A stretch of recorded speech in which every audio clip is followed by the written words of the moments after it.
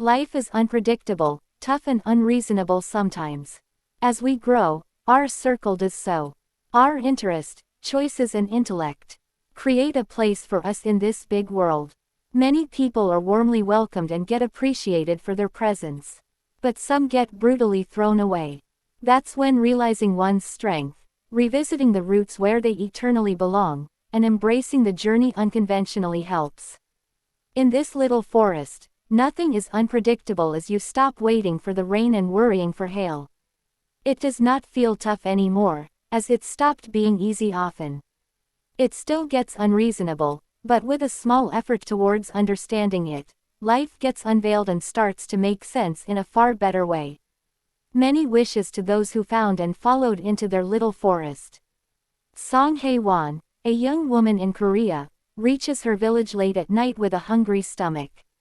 In the empty home she looks for the grocery but ends up finding a cup of rice grains.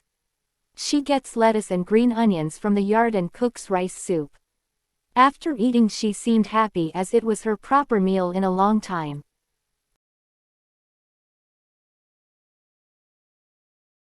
In the morning, Hae-won cleans the snowy yard and prepares dough soup, which is her favorite for cold season.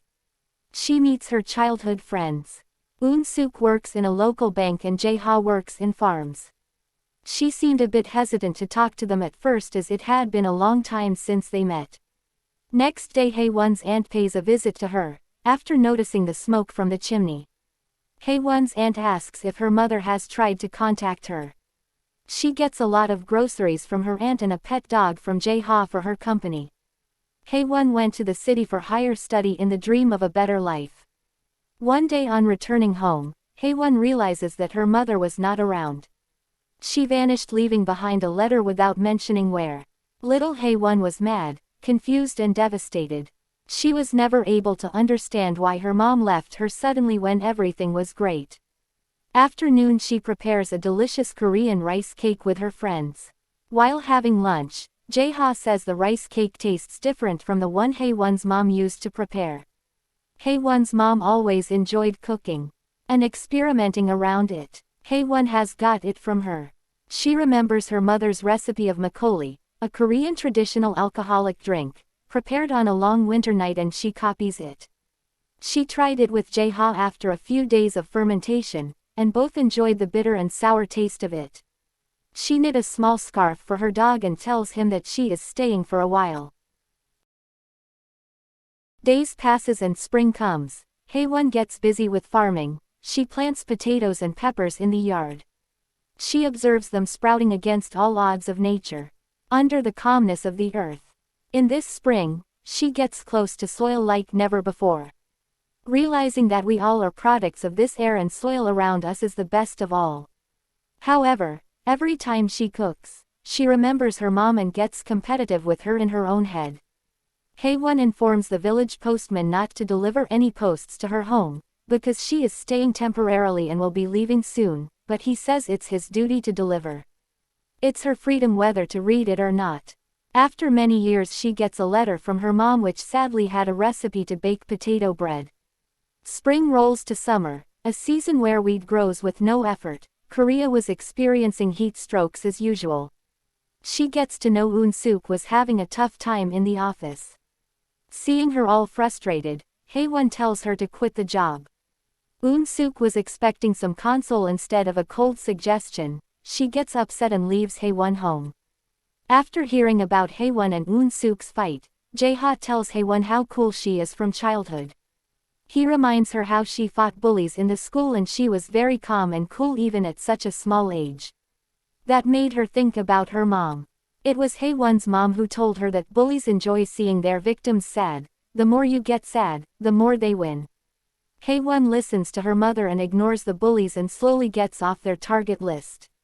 She cooks a cupcake as her mom used to do for her and gives it to Eun-suk as an apology. Eun-suk enjoys the cake and they come back on good terms. All three of friends meet on a nearby river bridge, where Jae-ha reveals how he did not like city life and company jobs. He says prioritizing his mental health, he left the job, city and his girlfriend behind and came back. He says it was difficult leaving his girlfriend as he really liked her. After reaching home, Haewon calls her boyfriend whom she has been avoiding for many months. She congratulates him for his exam results, keeping her pride aside. They broke up as practically their relationship had ended a long back. At night it rains heavily and Haewon Ant's rice field and Jae-ha's apple farm get ruined. Seeing all this, Haewon suggests that he leave for the city instead of facing these losses. He says farming does not stress and it suits him well. He also tells her that she can't avoid her problems by keeping her busy with work.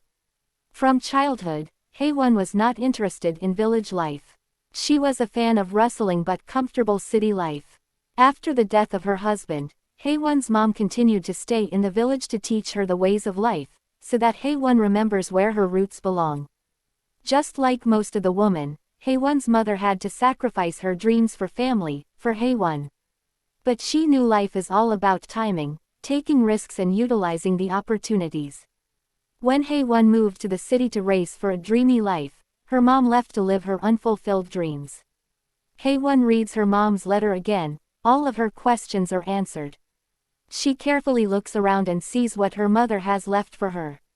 A forest, little one to where Haewon cherishes, a place where she comes on falls, so that she could dust off and get back up stronger. Haewon packs her things and gets ready to go back to the city, promising her visit next winter. She spends a year in a little forest that her mom had created for her. She finds nature as the best teacher for life lessons. She will always remember, whatever leaves behind, but her little forest always stays.